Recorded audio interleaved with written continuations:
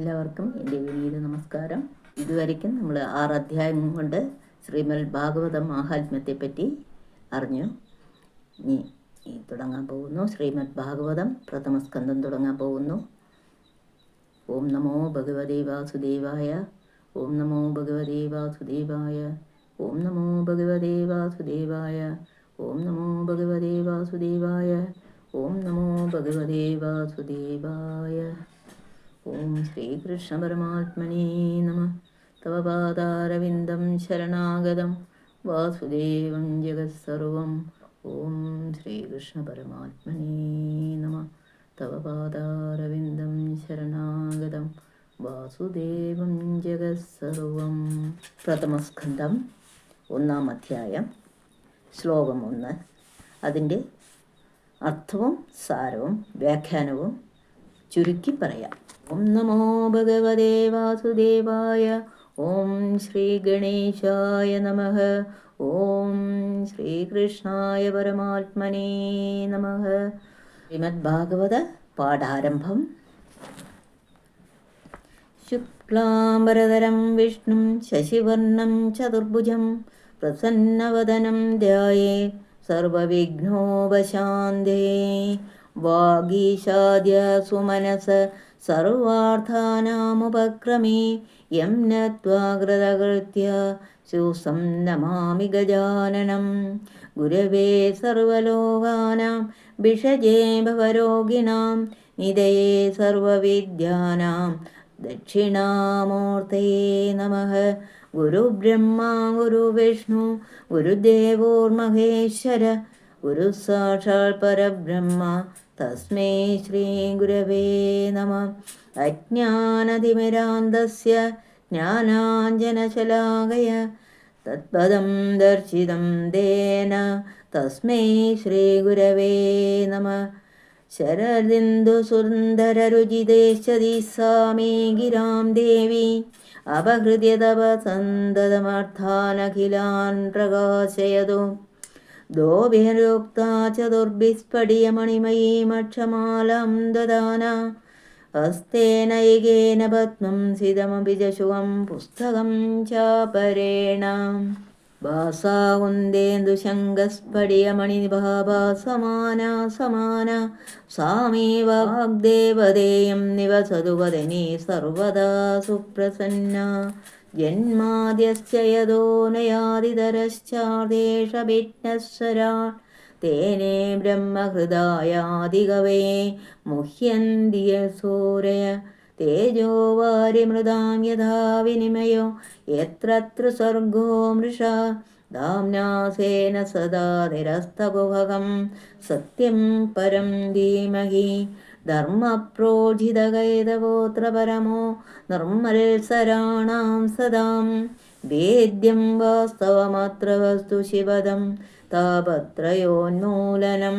ശ്രീമദ്ഭാഗവതേ മഹാമുനികൃതേ Kim വാ പരൈരീശ്വര സദ്യോ ഹൃദ്യവരോധ്യതേത്ര കൃതഭി ശുശ്രൂഷുവേ തൽക്ഷണാത്. നിഗമകൽപതരോർഗളിതം ഫലം ശുഖമുഖാദമൃതദ്രവസംയുതം പിബത ഭാഗവതം രസമാലയം മുഹുരഹോ രസികാ ഭുവി ഭാവുകാ. യം പ്രവർജന്തമനുവേദമഭേദകൃത്യം ദ്വൈപായനോ വിരഹഗാതരാജുഹാവ. പുത്രേതി തന്മയതയാ തരവോഭിനേദു സം സർവബോധഹൃദയം മുനിമാനതോസ്മി. നാരായണം നമസ്കൃത്യ നരം ചൈവ നരോത്തമം ദേവീം സരസ്വതീം വ്യാസം തതോ ജയമുദീരയേത്. വ്യാസായ വിഷ്ണുരൂപായ വ്യാസരൂപായ വിഷ്ണവേ നമോ വൈ ബ്രഹ്മനിധയേ വസിഷ്ഠായ നമോ നമഃ. മൂകം കരോതി വാചാലം പങ്കും ലംഘയതേ ഗിരിം യത്കൃപാതമഹം വന്ദേ പരമാനന്ദമാധവം. യം ബ്രഹ്മാ വരുണേന്ദ്രരുദ്രമരുത സുന്നന്തി ദിവ്യേ സവേ വേദേ സാംഗപദക്രമോപദിഷദേ ഗായന്തി യം സാമഗാഃ. ധ്യാനാവസ്ഥിതദ്ഗതേന മനസാ പശ്യന്തി യം യോഗിനോ യസ്യാന്തന്ന വിദുഃസുരാസുരഗണാ ദേവായ തസ്മൈ നമഃ. ഓം നമോ ബ്രഹ്മാദിഭ്യോ ബ്രഹ്മവിദ്യസമ്പ്രദായ കർത്തൃഭ്യോ വംശഋഷിഭ്യഃ പരമഗുരുഭ്യഃ സർവോപപ്ലവരഹിത പ്രജ്ഞാനഘന പ്രത്യഗാർത്ഥോ ബ്രഹ്മൈവാഹമസ്മി ബ്രഹ്മൈവാഹമസ്മി. ഓം ശാന്തി ശാന്തി ശാന്തി. ഓം ശ്രീകൃഷ്ണായ പരമാത്മനേ നമഃ. തവ പാദാരവിന്ദം ശരണാഗതം വാസുദേവം ജഗത്സർവം. ഓം ശ്രീകൃഷ്ണായ പരമാത്മനേ നമഃ. തവ പാദാരവിന്ദം ശരണാഗതം വാസുദേവം ജഗത്സർവം. ഓം ശ്രീകൃഷ്ണ പരമാത്മനേ നമഃ. ഓം നമോ ഭഗവതേ വാസുദേവായ. ഓം നമോ ഭഗവതേ വാസുദേവായ. ഓം നമോ ഭഗവതേ വാസുദേവായ. ഓം നമോ ഭഗവതേ വാസുദേവായ. ഓം നമോ ഭഗവതേ വാസുദേവായ. ശ്രീമദ് ഭാഗവതം പ്രഥമസ്കന്ധം 1-ാം അധ്യായം നമുക്ക് പഠിക്കാം. ശ്ലോകം 1. ജന്മാദ്യസ്യ യതോനയാദിതരജ സാർദ്ധേഷ വിജ്ഞസ്വരാട് തേനേ ബ്രഹ്മഹൃദായാദികവേ മുഹ്യന്തി യസൂരയ തേജോ വാരിമൃതാം യഥാ വിനിമയോ യത്ര ത്രിസർഗോ മൃഷാ ധാമ്നാസേന സദാ നിരസ്തകുവകം സത്യം പരം ധീമഹി. ജന്മാദ്യസ്യ യതോനയാദിതരതശ്ചാർത്തേഷവിജ്ഞസ്വരാട് തേനേ ബ്രഹ്മഹൃദായാദികവേ മുഹ്യന്തി യസൂരയ തേജോ വാരിമൃതാം യഥാ വിനിമയോ യത്ര ത്രിസർഗോ മൃഷാ ധാമ്നാസേന സദാ നിരസ്തകുഹകം സത്യം പരം ധീമഹി. അസ്യ ഇതിൻ്റെ ജന്മാദി ഉൽപ്പത്തി മുതലായത് അന്യയാത് അന്യയം ഹേതുവായിട്ടും ഇതരത ച ഇതരം അല്ലെങ്കിൽ വ്യതിരേകം ഹേതുവായിട്ടും യാതൊന്നിൽ നിന്ന് ഭവതി ഭവിക്കുന്നു യാതൊരുവൻ അർത്ഥേഷു ഭൂതങ്ങളിൽ അഭിജ്ഞ അറിവാകുന്ന സ്വരൂപമുള്ളവനോ യാതൊരുവൻ സ്വരാട് സ്വയമേവ പ്രകാശിക്കുന്നവനോ യാതൊരുവൻ ആദികവയെ ബ്രഹ്മാവിനായിക്കൊണ്ട് ഹൃദ മനസ്സുകൊണ്ട് ബ്രഹ്മം വേദത്തെ തേനെ വിസ്തരിച്ചുവോ യാതൊന്നിൽ സൂരയ വിദ്വാൻമാരും മുഹ്യന്തി മോഹിക്കുന്നുവോ തേജോവാരിമൃതാം അഗ്നി ജലം മണ്ണ് ഇവയ്ക്ക് തമ്മിൽ വിനിമയ യഥാ ഒന്നിനെ മറ്റൊന്നായി വിചാരിക്കുന്നത് എങ്ങനെയോ അതുപോലെ എത്ര യാതൊന്നിൽ ത്രിസർഗ ത്രിഗുണ സൃഷ്ടി അമർഷ മിഥ്യയല്ലാത്തതുപോലെ ഇരിക്കുന്നുവോ സേന ധാമ്ന സ്വമാഹാത്മ്യത്താൽ സദാ എപ്പോഴും നിരസ്തകുഹകം മായയെ അതിക്രമിച്ചും സത്യം നാശമില്ലാതെയുമിരിക്കുന്ന പരമേശ്വരനെ ധീമഹി ഞങ്ങൾ ധ്യാനിക്കുന്നു. ഈ ലോകത്തിൻ്റെ ഉൽപ്പത്തി സ്ഥിതി ലയം എന്നിവ അന്യ വ്യതിരേക ലക്ഷണങ്ങളാൽ യാതൊന്നിൽ നിന്ന് ഭവിക്കുന്നുവോ യാതൊരുവൻ കടാക്ഷമാത്രത്താൽ സകലത്തെയും ഉത്ഭവിപ്പിച്ച് രക്ഷിച്ച് പ്രളയകാലത്തിൽ തന്നിൽ തന്നെ അടക്കിക്കൊണ്ടിരിക്കുന്നുവോ സകല ഭൂതങ്ങളിലും അറിവാവുന്ന സ്വരൂപത്തോടുകൂടെ അന്യാപേക്ഷ കൂടാതെ സ്വയമേവ പ്രകാശിച്ചുകൊണ്ട് യാതൊരുവൻ എപ്പോഴും ഇരിക്കുന്നുവോ ജാഗ്രത് സ്വപ്നം സുഷുപ്തി എന്ന 3 അവസ്ഥകളെയും കടന്ന് സദാ അറിവുരൂപമായി യാതൊരുവൻ വിളങ്ങുന്നുവോ ബ്രഹ്മാവിൻ്റെ ഹൃദയത്തിൽ സ്വസങ്കല്പ ശക്തിയാൽ യാതൊരുവൻ വേദത്തെ പ്രകാശിപ്പിച്ചുവോ യാതൊരുവനെ അറിയുവാൻ കഴിയാതെ ബ്രഹ്മാദികളായ വിദ്വാൻമാർ കൂടെ മോഹിക്കുന്നുവോ കാനലിൽ ജലം പോലെയും കാജാദികളിൽ പ്രകാശരൂപമായ അഗ്നി പോലെയും ഭുവികാരത്തിൽ ജലം പോലെയും സത്യമായ ഏതൊരു രൂപത്തെ ആശ്രയിച്ചിട്ട് ത്രിഗുണ സൃഷ്ടി സത്യമെന്ന പോലെ കാണപ്പെടുന്നുവോ, സ്വപ്രകാശ മഹിമയാൽ ജഡരൂപമായ സർവത്തെയും അതിക്രമിച്ച് കാലത്രയത്തിലും നാശമില്ലാതെ വിളങ്ങുന്നവൻ യാതൊരുവനോ, സർവകാരണകാരണ സ്വരൂപനായ ആ ഈശ്വരനെ ഞങ്ങൾ ധ്യാനിക്കുന്നു. സർവത്തിനും മൂലകാരണവും അധിഷ്ഠാനവുമായ ബ്രഹ്മത്തിൻ്റെ ലക്ഷണമാണ് പ്രതിപാദിച്ചിരിക്കുന്നത്. ജന്മാദ്യസ്യ യതോനയാത് ഹരതശ്ചാർത്ഥേഷു എന്ന വാക്യത്തിൽ ഉറപ്പിച്ചിരിക്കുന്നു. അഭിജ്ഞക സർവജ്ഞൻ എന്ന വിശേഷണം ഈശ്വരൻ സർവജ്ഞനാകുന്നു. എല്ലാം അറിയുന്നവന് മാത്രമല്ലാതെ ഈ വിചിത്ര ലോകവചന സാധ്യമല്ല. സാമാന്യ വിശേഷജ്ഞാനമുള്ളവൻ സർവജ്ഞൻ. എല്ലാറ്റിൻ്റെയും സാമാന്യജ്ഞാനവും വിശേഷജ്ഞാനവും ഉള്ളവനെ മാത്രമേ സർവജ്ഞൻ എന്ന് പറഞ്ഞുകൂടൂ. ഈശ്വരന് മാത്രമല്ലാതെ സർവജ്ഞത മറ്റാർക്കുമില്ല. അനന്തകോടി വിചിത്ര ബ്രഹ്മാണ്ടങ്ങളുടെ നിമിത്തോപാദന കാരണമായും സത്യജ്ഞാന സ്വരൂപനമായിരിക്കുന്ന സർവേശ്വരനെ ഞങ്ങൾ ധ്യാനിക്കുന്നുവെന്ന സ്വരത്തെ ഇവിടെ പൂർവപക്ഷ സിദ്ധാന്തപക്ഷങ്ങൾ ചെയ്തുറപ്പിച്ചിരിക്കുന്നു. ഈശ്വരൻ്റെ സർവജ്ഞതയെ ഉറപ്പിക്കുന്നതിന് വേദകർത്താവാണ് ഈശ്വരൻ എന്ന് തേനേ ബ്രഹ്മഹൃദായ ആദികവയെ എന്ന വിശേഷണത്താൽ ഒന്നുകൂടെ ബലപ്പെടുത്തുന്നത്. യാതൊരുവൻ ഈശ്വരൻ, ഹൃദയം കൊണ്ട്, സങ്കല്പശക്തി കൊണ്ട്, ആദികവയെ ബ്രഹ്മാവിന്, ബ്രഹ്മ വേദത്തെ തേനെ വിസ്തരിച്ച് പ്രകാശിപ്പിച്ചു. ജഗത്തിന് കാരണമാണ് ഭഗവാൻ എന്ന് പറഞ്ഞതിൽ നിന്ന് ആനന്ദമാണ് ഭഗവത് സ്വരൂപം എന്ന് കിട്ടുന്നു. ആനന്ദാധ്യേവ ഖലിമാനി ഭൂതാനി ജായന്തേ എന്നാണ് ഈ ശ്രുതി. ഈ കാണപ്പെടുന്ന ഭൂതങ്ങൾ ആനന്ദത്തിൽ നിന്നാണല്ലോ ജനിക്കുന്നത് എന്ന് ശ്രുത്യർത്ഥം. സ്വരാട് എന്ന വിശേഷണത്താൽ സ്വയമേവ വിളങ്ങുന്ന ചിത്തമാണ് ഭഗവത് സ്വരൂപം എന്ന് കിട്ടി.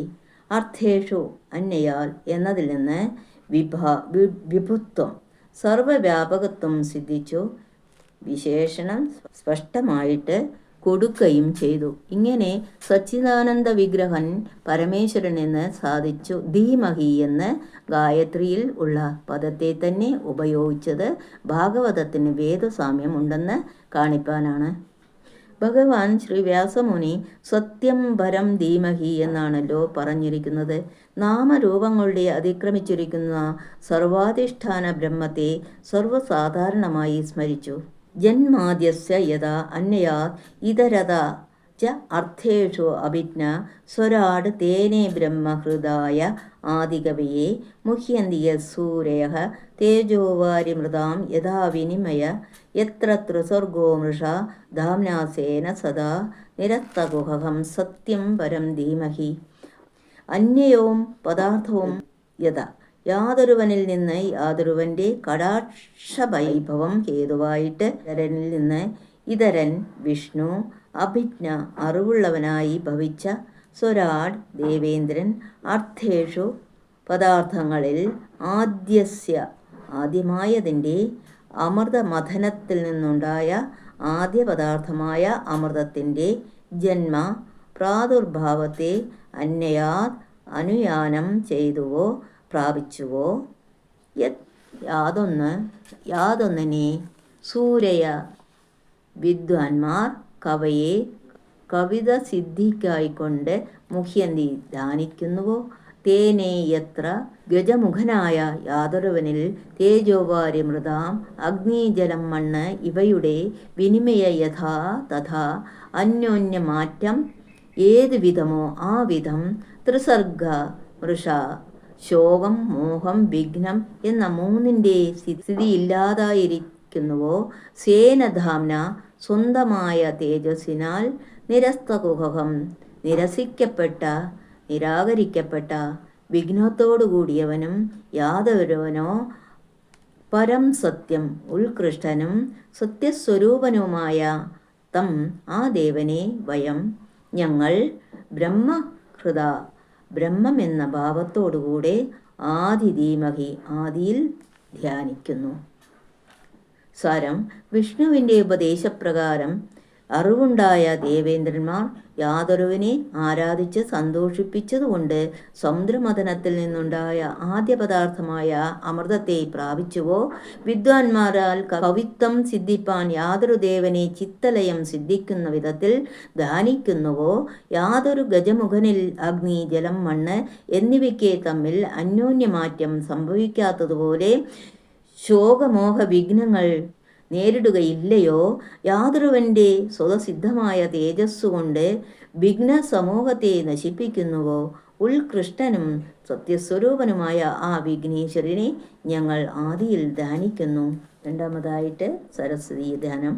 യാതൊരു സരസ്വതമായ വെളിച്ചം ഹൃദയത്തിൽ പ്രകാശിക്കുന്നതുകൊണ്ട് ധനാദികളായ ബാഹ്യസാധനങ്ങളൊന്നുമില്ലാതെ ദരിദ്രനായി ഇരുന്നാൽ കൂടെ സർവജ്ഞനായി ഭവിക്കുന്നതിനാൽ മറ്റു ജനങ്ങളെ കർത്തവ്യകർമ്മങ്ങളിൽ നിഷ്കർഷിച്ച് പ്രവർത്തിപ്പിക്കുവാൻ തക്കവിധം മാഹാത്മ്യമുള്ളവനായി വരുന്നുവോ, അഥവാ യാതൊരു സാരസ്വത തത്വപ്രകാശത്താൽ നാരദമുനി സ്വരജ്ഞാനവാനായി ഭവിച്ചുവോ, ഏതൊരു ജ്ഞാനത്തെ ശാസ്ത്രങ്ങളിൽ ബഹുവിധത്തിൽ പറയുന്നതുകൊണ്ട് വിദ്വാൻമാരുടെ കൂടെ ദ്വൈതമോ അദ്വൈതമോ സത്യം എന്ന് നിർണയിപ്പാൻ കഴിയാതെ പരിഭ്രമിക്കുന്നുവോ, അത്ര വിഷമമായ ജ്ഞാനത്തിൻ്റെ അദ്വൈത തത്വത്തിൻ്റെ നിർണയം ബൃഹസ്പതിക്ക് യാതൊന്ന് പ്രകാശിപ്പിച്ചുവോ, യാതൊന്നിനെ ധ്യാനിക്കുന്നവർക്ക് അഗ്നി, ജലം, ഭൂമി എന്നിവയിൽ വിപരീത ജ്ഞാനം ഏതുവിധം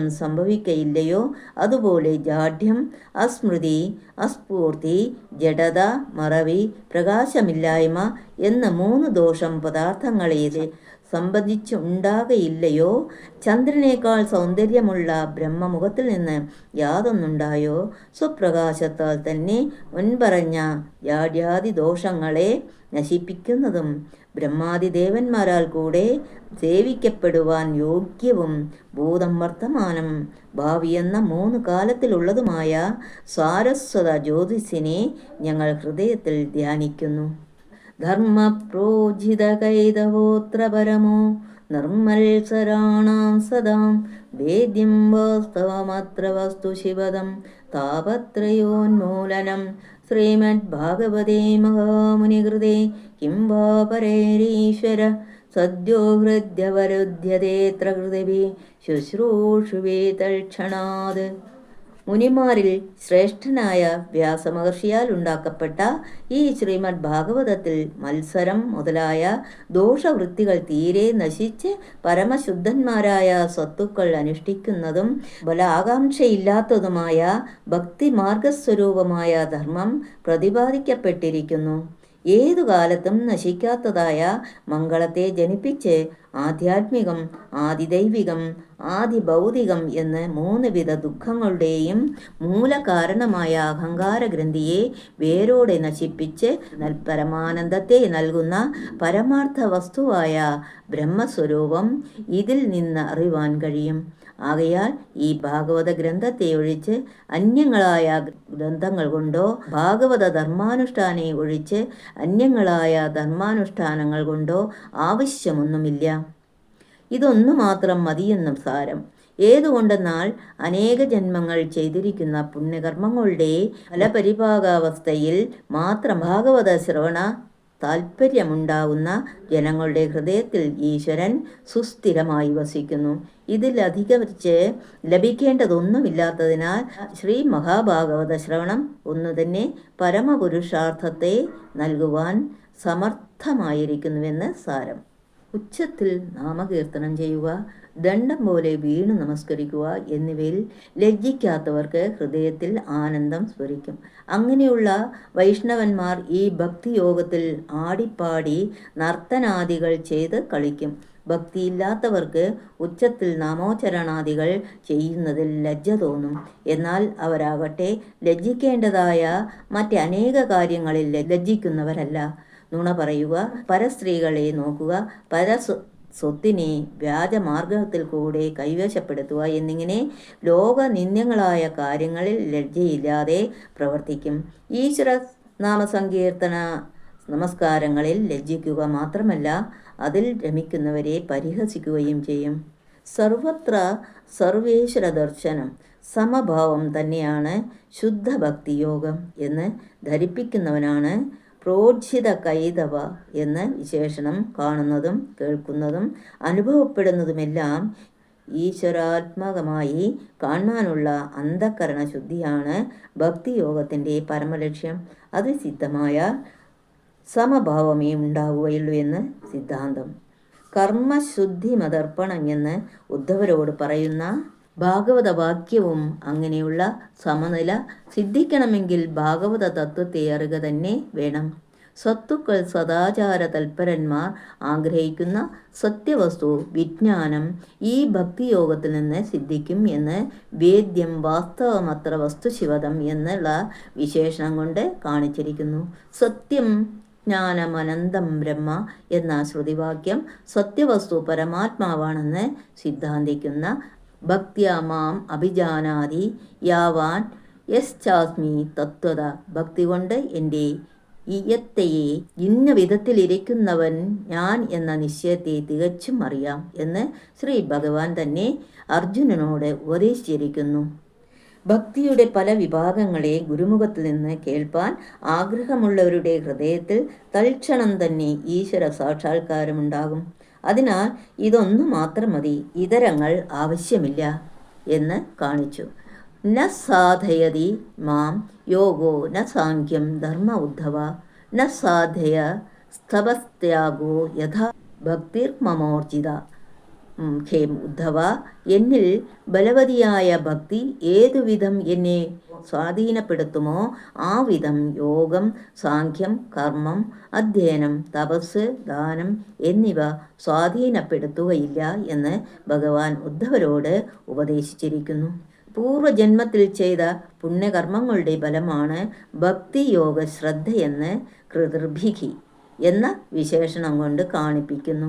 ഈ വിധം സർവദാ ശ്ലാഘ്യമായ ഭക്തിയോഗത്തിൽ നിങ്ങൾ ശ്രദ്ധാലുക്കളായിരിക്കണമെന്ന് ശ്രീ വേദവ്യാസമുനി സ്വശിഷ്യന്മാരോടും മുമുക്ഷുക്കളോടും ഗ്രന്ഥാരംഭത്തിൽ ഉപദേശിച്ചിരിക്കുന്നു.